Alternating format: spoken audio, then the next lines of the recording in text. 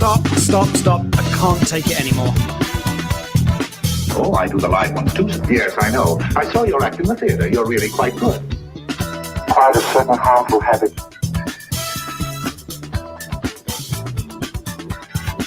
Stop it now, I'm leaving. Welcome back. Thank you for joining us. We are breaking up with RBS. This is episode 21. I'm Tawny Santabria. And I am JDK Winnikin. We are here to debunk the junk. And that was very New Year's Eve intro music. That's good music for New Year's Day, isn't it? It's really good music for New Year's. Yeah, we're excited to be here on New Year's Day. Happy New Year to all of you. Yes. Thank you. Thank you, Eric. Eric had that locked and loaded. That was awesome. Thank you. Happy New Year to all of you. Thanks for joining us for another episode. And we're excited to have Troy back to talk. This week we'll talk about fatherhood, last week, grandparenting, that type of thing. But he was willing to come back because, of course, we ran out of time last time to talk about. We begged him to come back. Please. So it wasn't too painful the first time around. Thanks for coming back, Troy. Appreciate it. My pleasure. All right. So let's just get right back into it. Just kick off 2022 the right way by continuing to talk about these BS stories that we can break up with. And we've been talking a lot about the ones around parenting. And last week we heard a lot of Troy's stories about the BS stories he worked with as a father. So where did you want to go from here, Tawny? Well, my favorite new group of people who are grandparents. Isn't that what we talked about last week? Oh, that we were going to go to grandparents? Grandparenting, yes. Because they're so amazing, grandparents. You need to give everybody context. Tawny, are you a grandparent? Well, yes, I just became a grandparent. And most people know this because I keep talking about it. But yeah, it's kind of cool to be a grandparent. Yeah, it is. How old's your grandson now? 8 months. 8 months. Mm-hmm. Yeah. And if you find Tawny on social media, you'll know everything you want to know about her grandson because he's all over the place. Yeah. He's a cute kid. He's super cute and I can't stop taking pictures. Right. At some point, everything loses its luster. Not that he'll lose his luster, but the whole taking of the pictures every day might. After he graduates college and med school, maybe at that point. I don't know. See, I don't know. That's my experience.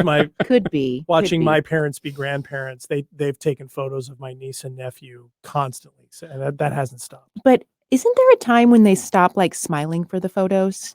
Right? Like now he loves it. He's so cute, right? At some point, I feel like when it gets to be the smiles are gone with the photos because grandma keeps taking photos. Right? Oh. I think I'll kind of dial it back when the smiles stop. Our oldest granddaughter is just turned 13, so we get more of the eye rolls now than the smiles. Yes, that's what I'm talking about. Yep. See, now I'm thinking about it. My niece and nephew are really good sports. They still smile. They don't roll their eyes. They're gamers. Oh, good for them. They stay with it. So anyway, all right. So grandparenting. Yeah. So stories about grandparenting. You were smiling big, both of you, as you talked about that. Yeah. So is this an area where there's BS stories that are positive side of things, negative side? Where did you want to go?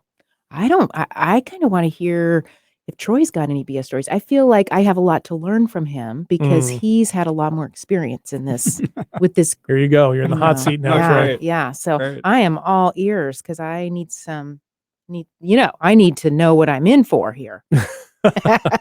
So what's that been like? And again, we're doing it from a grandparent, but also a grandfather perspective.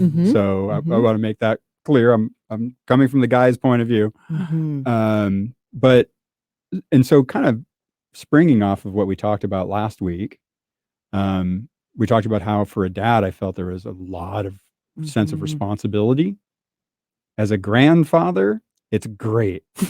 There's no responsibility. Woo! I mean, because listening to what your shows earlier from the mom's perspectives, and they were talking a lot about how responsible they feel for this person, this person that they created came from their body, and now they have responsibility for who that person's going to become, right? How smart they're going to be, how educated, how happy, how successful, how all those things.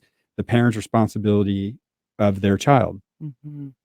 Ignoring, of course, that is a person. They're going to go do their own thing and be their own person. But as a grandparent, I feel like I don't have any responsibility for how these kids are going to turn out. That's somebody else's problem this time around, right? That's the parent's problem. as a grandparent, my only responsibility is to show this kid a good time. That's what we're here for. Mm-hmm. You're still both smiling so widely. This is Yes. amazing. Wow. Yes. Not used to all the smiling when we're talking about all this stuff. Wow. Must be quite the tonic after having been a parent. Yeah, Right. you don't want to go back to being a parent. I mean, like you are a parent, but you don't want to do this as a parent. Right. You want to now have all the fun. Mm-hmm. Because I know people who have ended up having to raise Yes. their grandkids. Yes. Sure, Yes. sure. For That does various happen. reasons, tragic happens. deaths Mhm. or, other kinds of complications Yes. in the family structure. But then they do have to switch. They do. Then they do have to go from Mhm. being the grandparent to being the parent. Mhm. And if they've already had a stretch of being the parent, or the grandparent, that's really hard. It is. Mhm. I can imagine. Mhm. Yes. Wow. It is. It's a totally, so that's the other part, right? We're excited about this grandparenthood because we're in roles where we can do all the fun stuff. And there's a lot of other grandparents out there who are having to do the raising and reparenting or parenting again. Right. Which most and likely wasn't part of the expectation or the That's understanding. typically not part Yeah. of the story. Right. Yeah. Mm-hmm. And I imagine they're struggling with that. Mm-hmm. The stories of for Mhm. themselves, what Yeah. it means to be a grandparent versus what it means to be a parent, and how Mhm. those two things are in Mhm. conflict. Mm-hmm. Yeah. Mm-hmm. And Yeah. probably for the child too, that's got to be just speculating. That would be a challenge too. Maybe. Right. I didn't grow up with my grandparents living nearby. But I imagine that having a grandparent who is invested in, having some fun and it would be a really great experience for kids to grow up around, or at least to have some years of experiencing that, because it's a different kind of relationship with a close family or family member or adult, say, that you're attached to, in a way that is just different than what the parent role is. Right. Right. Mm-hmm. And thinking about the story of being the grandparent, though, I think it can be a twin-edged sword, Mm-hmm. in that if the story you're telling yourself is that being a grandparent is fun, Mm-hmm. right? I'm Mhm. here to show my grandkids a good time. Mm-hmm. What does that mean? Mm-hmm. Mm-hmm. Right? And is that taking on some responsibility, right? To Right. do that, Yes. to live up to the expectation of Mm-hmm. giving the grandkids a good time, Yeah. Mhm. Especially in the teenage years. Like, right? As it changes and gets I harder. mean, Yeah. right. Like at some point we gotta let that stuff go, right? Right. But so the fun or the enjoyable things that you have done with your grandkids, tell us a little bit about those. So right now, as far as age and gender, so I have two. The oldest are both girls, and they're now 13 and 11. And then the two youngest are boys, and they are 6 and 3. And so we've kind of Mm-hmm. done things with the girls, Mm-hmm. because now they're getting older, and now we're starting to do some of those things that we did with the girls with the boys. Mm-hmm. And it is different, Mhm. because the gender differences. And so again, what was fun for the girls may not be fun for the boys. Mhm. So kind of planning around that. But one of the examples I like is we took the girls to Disneyland. Mhm. And I'm born and raised in Southern California. Mhm. I spent many, many, many wonderful weekends at Disneyland, many, many times. And so I was excited about taking the girls to Disneyland. And I had my story already written as to what a good time with them at Disneyland was going to look like. Oh, yeah. Mhm. We're going to do this. We're going to do this. We're going to do this. Uh-huh. And we're going to do this. And then we're going to do this. And They got to see this. I got to Right. show them this. right. Mhm. And they're going to They're going to love it. They are going to love it. They're going to love Tom Sawyer's Island. People haven't loved Tom Sawyer's Island in 20 years. Oh, man. Yeah. And then so I guess where I'm coming to with this is that we need to kind of get ourselves out of the way a little bit, and so that the grandkids can be people and we can learn from them as to what they find interesting, what they find entertaining, what they find, Mhm. their story. Mhm. And so I had all these plans for Disneyland, and it just took me totally by surprise that the thing that the girls wanted to do more than anything else was run around and get autographs from the Disney characters. They didn't want to ride Pirates of the Caribbean. They didn't want to do this. They No didn't, Tom Sawyer's Island. no Tom Sawyer's Island. Yeah. Their thing was like, we got a schedule, and they were like, oh, it's 10 o'clock and Pluto's going to be at the castle, and we need to go get Pluto's signature because we don't have Pluto yet. And it's like, but this ride, and Sleeping Beauty's at noon. Come on, Grandpa. Let's go. Get the churro. Keep moving. That's funny. So it wasn't about the rides. It was about no. It was about social interaction. That's what they kind of really cued into. What they wanted was interaction with these characters, with these people, and wow. And I really enjoyed watching that. Once I kind of got over having a schedule and a plan and a story that I was ready to tell. I really admired actually how great and open they were with people. And we talked about this earlier. And so we ran around and got all these big characters' signatures, including Mickey and Minnie and Donald, right? Oh, the heavy hitters. The heavy hitters. Wow. Yeah. Okay. And then we went for dinner in California Adventure, one of the really nice restaurants there, nice dinner. And it was great. We had a good time. And the oldest granddaughter said, Grandpa, do you think it'd be okay if I asked the waiter for his autograph? And I was like, I think he'd love that. Sure. Not even a character, just a person who works there. A nice guy, Right. server. And so he came back and asked if there was anything else we needed. And she's like, spun her book around and she said, yeah, could I get your autograph? And I thought he was going to cry. I'm serious. I mean, he picked up the autograph book and looked at it and he's like, next to Donald Duck? And she's like, yeah. And he was just so humbled by that. Wow. and happy that he was recognized. He was seen. He was, a part Appreciated. of our trip. He didn't just serve us our food. And I just thought, good for He's you. still telling that story. He's going to be telling that story wherever he is. Yeah. Yeah. Wow. And so that must have given you as a grandparent just quite an insight into your granddaughter. Yeah, very much so. Very much so. And while I feel it's not our responsibility to raise our grandkids, I do step back and take some pride in that we raised my daughter, who is raising some pretty great kids. So I do get some credit tangentially. You set the stage well for your grandkids' performance of their awesomeness, right, Tawny? Yes. That's Yes. Uh-huh. I love that story in part. I love the story, but also that you were aware enough. You just wanted to connect with them. It wasn't about, we've got to do it this way at this time because this is what the reality is, right? Or this is what I want it to be. You were just at some point decided, okay, I'm just going to be open to connecting with them. Right. And What to is be it that they fair, want? it was at some point. Yes.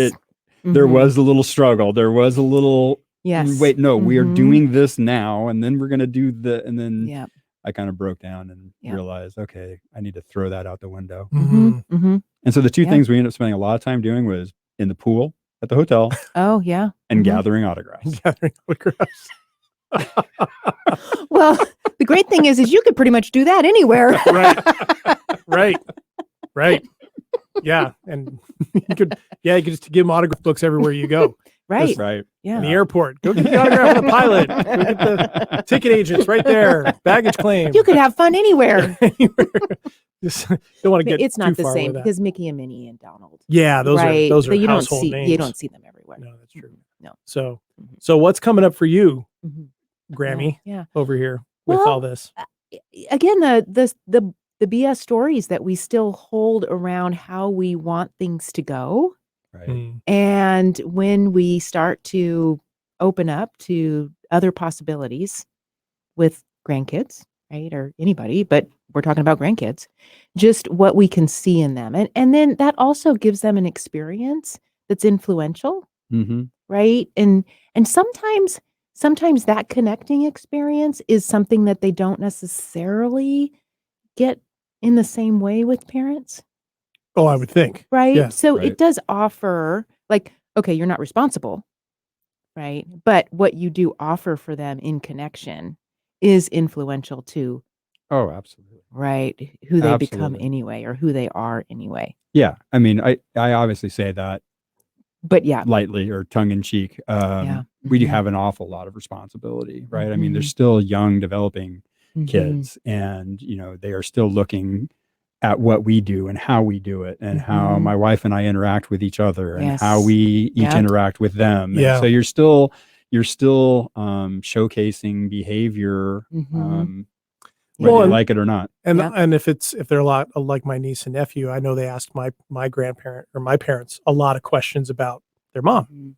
Mhm. What was that like? What was mom like? What was it like for you raising mom? Did she ever do this? I mean, Mhm. they quiz my Mhm. mom and dad Yeah. for stuff. Yeah. And I suppose that exists across the board. I mean, I'm an uncle and they Mhm. come to me for very different stuff. And I'm aware of the different kind of relationship that I have with them and what I can provide. Mhm. Because you're right, they still are growing. They have questions and they want to know. Mhm. And Yeah. where the adults they're going to go to most likely Mhm. are going to be the ones that are around the most, at least. Yeah. Yeah. So, Yeah, and one of the things I find myself really conscious of right now with, where I am as I call myself Grammy, um, is really trying to do what I can do that's reasonable to lower stress levels, for my daughter and her husband. Mm. Because I know that the less stressed they are, I mean, I can't fix things in ways, but the less stressed they are about their own sense of being a mom and a dad, the better parent they're going to be able to be to Bodhi. Mm. So I'm really aware of that right now, especially I think at his young age. Once he's rolling around, and riding his bike, and we can go do things, I'm still going to be aware of that. But like that's the part that I can tune into and help with in a way that other folks might not be able to. Right. Right, being in this role. So that's one thing that I'm often thinking about. and are they pretty open to that? I mean, you just tell them to soften a lot. I do. Yeah. Mhm. Mhm. And they pretty open to that? Yeah, they're doing a great job. They are pretty open to uh, being open to regulating their stress levels. I mean, they get that a stressed out parent, Yeah, that kid will pick up on it, like It- we talked about with Emily. right, Yeah. right, is going to be a stressed out kid. Mhm. Mhm. Right. That kid doesn't look stressed out in all the pictures you post. He looks just fine. Well, of course, I don't post the stressed out ones. Who does that? Right. You only go with the smiling ones, Only right? the smiling grinning, ones, of oh, course. I know. I'm such an amateur. I don't have the experience here. Part of the things though, we're talking about, modeling for the grandkids is being aware, or, we end up becoming aware of what stories we are imparting on them. Mhm. And sometimes those stories are in conflict with the stories that the parents Yeah. are imparting on them. Yeah. And so then Mhm. you end up with some friction there. And we've had some conversations, with my daughter about, I'm trying not to blah, blah, blah with them. And so I'd appreciate it if you didn't blah, blah, blah with them. And so then there's like Yes. negotiation of which story are we going to tell? Oh man. Mhm. Mhm. I didn't even think about that. Yes, I was just talking to another dad the other day about something like that, where his parents are involved in sort of like after school care and things like that with very different stories. And so how do you navigate that with young kids, especially when there's not an agreed upon shared story around that? Ooh. That's Especially when the kids are getting to the point of recognizing the differences and using them. Yes. Being aware of them. Yeah. Or being confused by them. Like Mhm. not like wanting to use them or not knowing Mhm. and not wanting to disappoint. I've seen that. Like you got your Mhm. parents on one hand, you got your grandparents on the other hand. Can kids feel caught in the middle between those things? Mhm. You know. Mhm. Yeah, and so with that, not that this resolves any of that necessarily, but what I tend to tell parents when this comes up is that it's not bad for kids to see that there's different ways of doing things. Mm. It's not bad to point out, "Yep, grandpa does it that way. I do it this way. We're just different people because people do things different." Right. True. right? And pointing that out can be helpful because kids have to learn how to get along with a lot of different people. If we're all synchronized Right. and all on the same page all the time, that doesn't really give a clear example of what's in the world for us. Very true. Very true. And we've done a lot of that negotiating where, we've come to agreement, but on the things that there isn't an agreement on, Yeah. then we attempt to do Yeah. exactly what you're saying, Tawny. It's just talk about the differences and Mhm. talk about how we're a person. We are a person. My wife and I, we are one person. Probably feels like that sometimes, doesn't it? After 31 years, sometimes. Yes. Different episode. Yes. Right. But we are individuals and we think and feel, one way, and your mom and your dad is, they're individuals. They think about things a different way, and that's okay. Mm-hmm. Mm-hmm. It's notable that in my mind, the tension was, how do you handle that? Like, where do you go? Which one is right? Which one's not? What decisions do you make? Mm-hmm. And then when you pointed that out, it's pointing out people do different things different ways. Oh, yeah. Oh, they do? Oh, yeah. But I don't want them to do it This that way. happens to me at some point every week in here, like something where it's like, oh, yeah. Because the story can overcomplicate, right? Mhm. Or turn it into a zero-sum game, or turn it in there must be a right and a Right. wrong Yeah. in this. And what I like about you pointing that out is, what better thing for a kid to see Mhm. and learn that it's okay and figure out where, as time goes by, Mhm. where they fit, how Yeah. they would do it. Mhm. Would it be similar to one? Would it be a third option? Mhm. Yeah. Would it be a blend? That's, yeah. Mhm. I continue to amaze myself with my obtuseness when it comes to some of these things.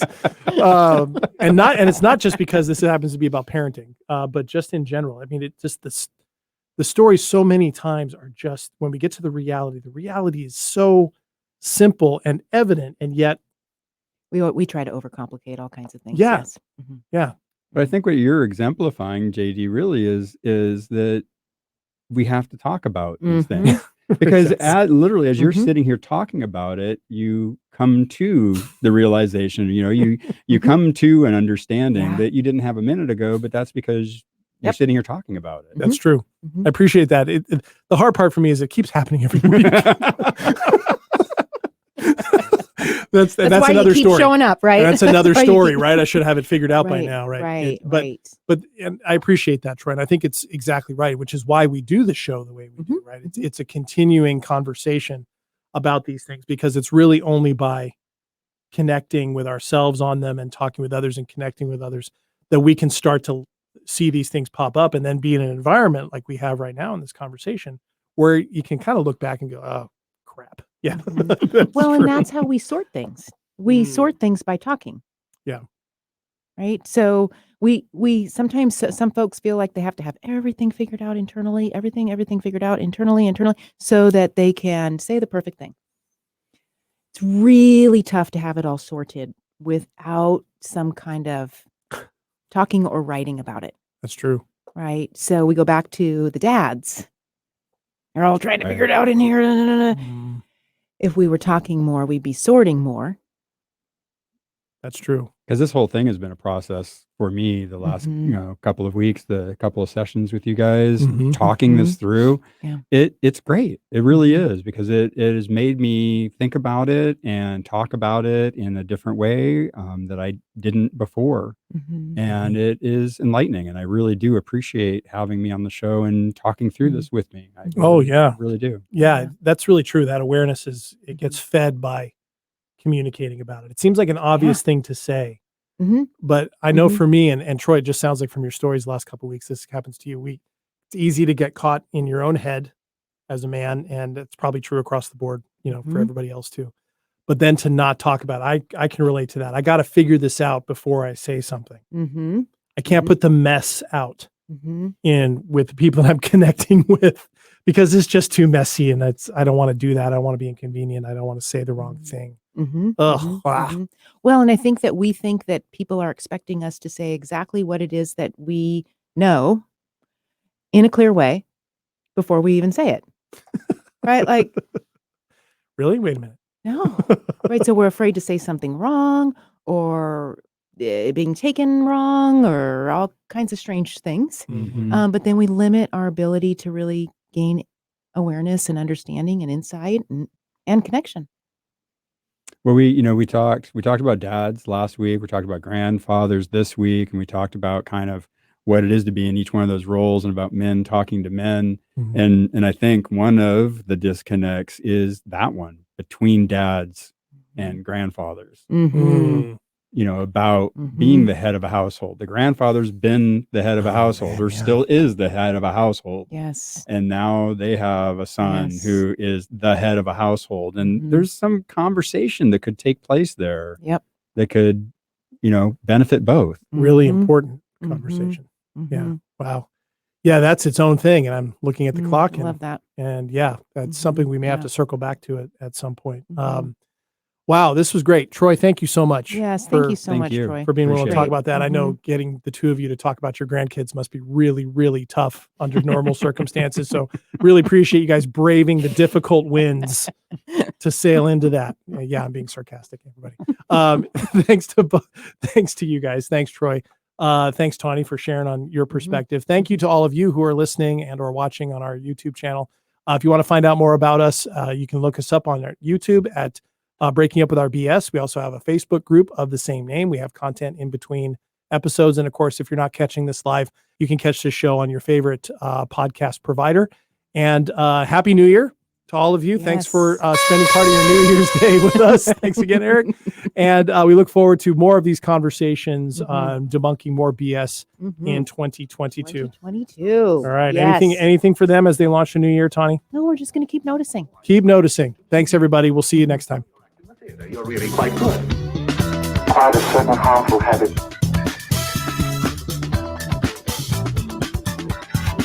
Stop it now. I mean it.